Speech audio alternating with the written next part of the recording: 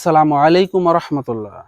ওমর ইবনুল আব্দুল আজিজ রহিমুল্লাহ বলেন কোন এক ভাষণে, প্রত্যেক যাত্রার কিছু পাথেয় থাকে, তাই দুনিয়া থেকে পরকালের যাত্রাপথে শ্রেষ্ঠ পাথেয় তাকওয়াকে অর্থাৎ আল্লাহ তাআলার ভয়কে সঙ্গে করে নিয়ে যাও। ওই ব্যক্তির মতো হওয়ার চেষ্টা করো যে ব্যক্তি তার জন্য প্রস্তুত আল্লাহর আযাবকে নিজ চোখে দেখেছে। এতে করে তোমরা আল্লাহর ক্ষমা ও রহমতের আশা করবে এবং তার শাস্তির ভয়ে ভীত হবে। উচ্চ আশা অভিলাষ রেখো না, কারণ এতে তোমাদের অন্তর কঠিন হয়ে যাবে এবং তোমরা তোমাদের শত্রু অর্থাৎ শয়তানের কাছে নতি স্বীকার করবে। যার রাত কাটিয়ে সকাল পর্যন্ত বাঁচার নিশ্চয়তা নেই অথবা দিন পার করে রাত পর্যন্ত টিকে থাকবে কি থাকবে না সেটা জানা নেই, আল্লাহ এমন কাউকে দীর্ঘমেয়াদী স্বপ্ন দেখার অধিকার দেননি।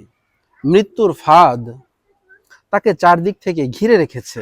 সুযোগ পেলেই রাত কিংবা দিনের যে কোনো সময় সে আক্রমণ করতে পারে। যারা আল্লাহর আযাব ও পুনরুত্থান দিবসের আতঙ্ক থেকে নিজেকে নিরাপদ মনে করে, কেবল তাদেরই উচিত আশ্বস্ত এবং নিশ্চিন্ত থাকা। যদিও লোকদের উচিত নয় নিজেকে নিরাপদ মনে করা। তাছাড়া যে ব্যক্তি এক সমস্যার মোকাবেলা করতে গেলে অন্য আরেক সমস্যা তাকে ঘিরে ধরে, সে কিভাবে নিজেকে নিরাপদ মনে করতে পারে? যা কিছু আমি নিজের জন্য নিষেধ করে নিয়েছি সেসবের জন্য অন্যকে উদ্বুদ্ধ করা থেকে আল্লাহর কাছে আশ্রয় চাই, কারণ এমনটা করলে আমার এই আমল বিফলে যাবে আর নিজের দারিদ্র প্রকটভাবে ধরা পড়বে সেই দিন, যেদিন কেবল সত্য এবং আন্তরিকতাই বিজয়ী হবে।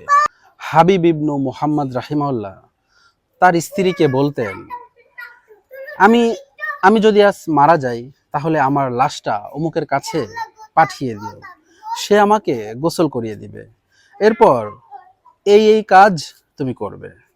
লোকেরা তার স্ত্রীকে জিজ্ঞাসা করত, কেন তিনি এমনটা বলেন? তিনি কি স্বপ্নে কোনো অলৌকিক ইশারা পেয়েছেন যে তিনি আজই মারা যাবেন? জবাবে তার স্ত্রী বলেন, না, তিনি প্রতিদিনই এই একই কথা বলতেন।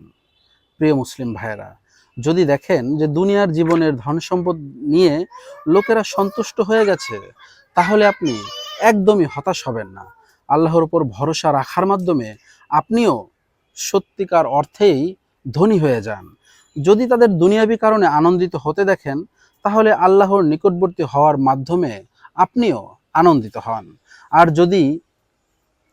তারা যদি তাদের প্রিয়জনদের ভালোবাসায় সিক্ত হয়, তাহলে আপনিও আপনার ভালোবাসার নমুনা আল্লাহর জন্য পেশ করুন। তারা যদি প্রভাব প্রতিপত্তি অর্জনের জন্য নেতা ও শাসকের সাথে পরিচিত হতে চায় এবং তাদের নৈকট্য অর্জন করতে চায়, তাহলে আপনি বরং আল্লাহর সাথে পরিচিত হন। তার ভালোবাসা অর্জনের চেষ্টা চালিয়ে যান।